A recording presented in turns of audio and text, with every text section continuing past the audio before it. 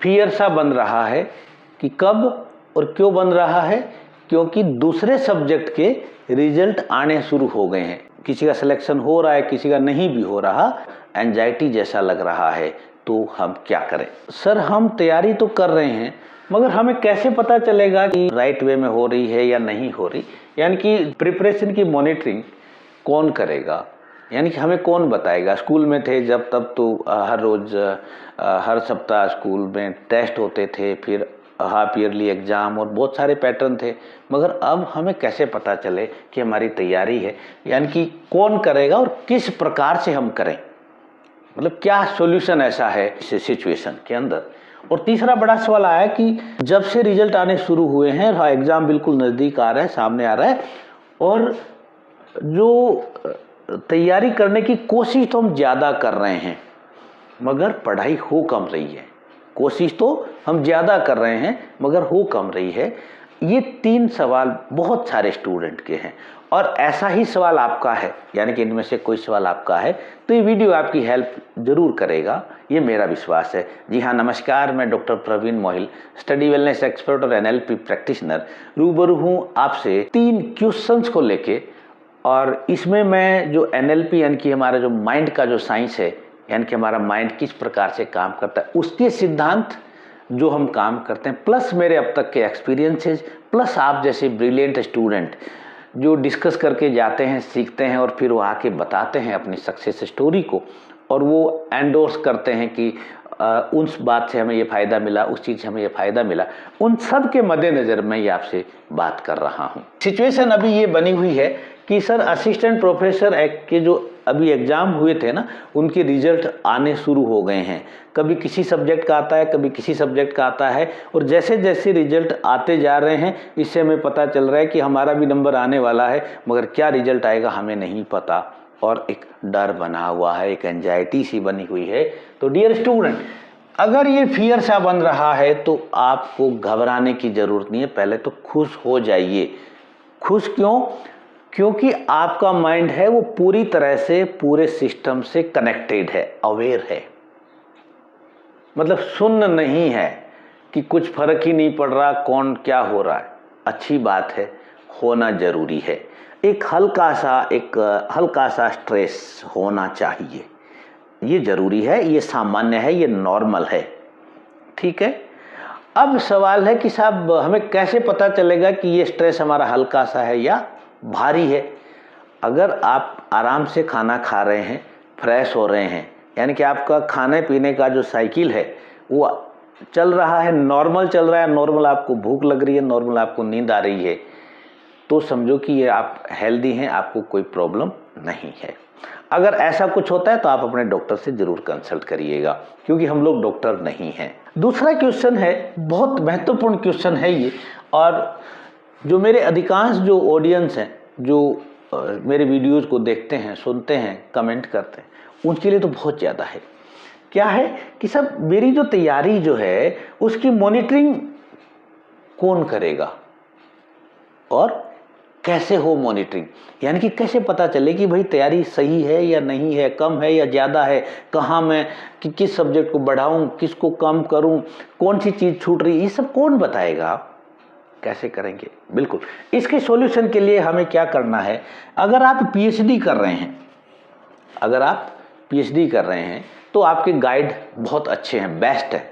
आप उन गाइड के संपर्क में रहिए, उनसे लगातार पूछते रहिए, उनसे आप हेल्प लीजिए पूरी, वो आपके गाइड हैं तो आपका सारा काम हो जाएगा।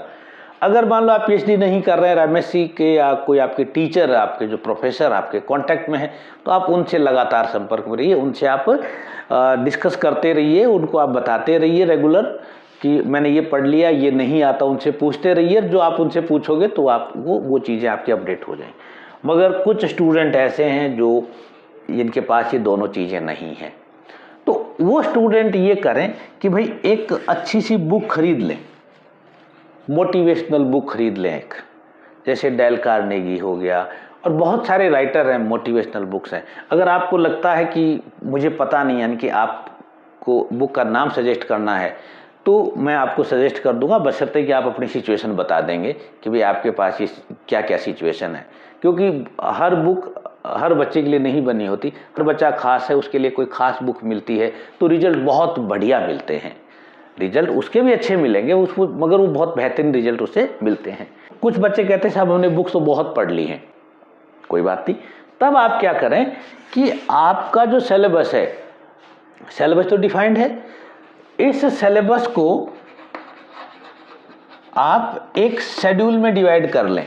सपोज करिए कि आपके सिलेबस में 60 चैप्टर हैं ऐसे मानिए, और आपके पास मान लो 30 डेज का समय है। इसका मतलब क्या हो गया, 60/30, यानी कि आपको 2 टॉपिक पर डे पढ़ना है। अगर आप 2 टॉपिक पर डे पढ़ रहे हो तो समझो कि आपकी जो प्रिपरेशन है वो ओके है। अगर आप 3 पढ़ लो तो आपकी और एडवांस हो जाएगी, ठीक है। तो आपका जो शेड्यूल है उसका फॉलो कर रहे हैं। हाँ, ध्यान रखना टाइम टेबल आपका रिलैक्स्ड होना चाहिए, ऐसे नहीं बैक टू बैक बना लो, रिलैक्स होना चाहिए, छोटा सा टाइम टेबल होना चाहिए। आज मेरे को एक ही टॉपिक पढ़ना है, आज आधा टॉपिक पढ़ना है, ठीक है, इतना सा हल्का रखें आप। इसका रीजन मैं आगे बताऊंगा। तो सेकंड प्रॉब्लम है वो ऐसे सॉल्व हो जाती है, यानी कि मॉनिटरिंग कौन करेगा और किस प्रकार से करेंगे, ये सॉल्यूशन यहाँ पे मैंने दिया है। अब तीसरी प्रॉब्लम जो है कि साहब विल पावर लगा रहे हैं और विल पावर से कोशिश कर रहे हैं ज़्यादा और रिजल्ट कम आ रहे हैं, यानी कि सीटिंग ही नहीं हो पा रही, बैठ ही नहीं पा रहे हैं। कभी कोई आ जाता है, कभी कुछ हो जाता है, कभी हम चले जाते हैं, कभी हम फ़ोन का, या कभी कुछ इस तरह की चीज़ें हमारे सामने बनी हुई है। तो ऐसी सिचुएशन में एक चीज़ याद रखिएगा, क्या कि भाई आपके इस एग्ज़ाम में जो आपकी तैयारी है, पता है कौन सी तैयारी काम आएगी, पास्ट की प्रिपरेशन, यानी कि जो आपने आज से पहले जो कुछ भी पढ़ा है वो काम आने वाला है और मैक्सिमम भूमिका उसकी रहेगी। और आज और कल जो आप पढ़ने वाले हो वो भी उस दिन पास्ट हो जाएगा, ठीक है। अब इसका एग्जाम्पल देखो कि हमने ABCD तो स्कूल में सीखा था, बहुत पहले सीखा था, वो आज भी काम आ रही हैं, ठीक है। बोलना हमने बहुत पहले सीखा, चलना हमने बहुत पहले सीखा, यानी कि जो कुछ हमारे पास है वो वही चीज़ें जो हमने पास्ट में सीखा है। ये घबराने की बात नहीं है। पहली चीज़ तो ये आपको डरना नहीं है कि साहब अब मेरी तैयारी कम हो रही है और मेरा कुछ नहीं होगा, नहीं, चिंता मत करिए। जो आपके माइंड के अंदर आपके डेटा पूरे सेव हैं, कहीं नहीं जाने वाले हो, कोई बात नहीं। 2 दिन 5 दिन पढ़ाई नहीं हो रही, मत होने दो, नो प्रॉब्लम। मगर एक चीज़ ज़रूर याद रखिएगा, यहाँ एक रिस्की फैक्टर है। रिस्की फैक्टर ये है कि सपोज करो कि ये आपका दिमाग है, ठीक है।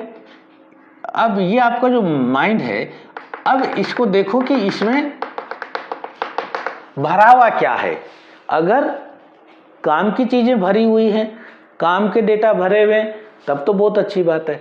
कहीं ऐसा नहीं हो कि इसके अंदर हमारे अनवांटेड डेटा भरे पड़े हों, अनवांटेड डेटा भरे पड़े हों, यानी कि पास्ट के अब्यूज भरे पड़े हों, कुछ ऐसी दुख तकलीफें भरी पड़ी हों। तो अगर ऐसा है तो रिस्की है।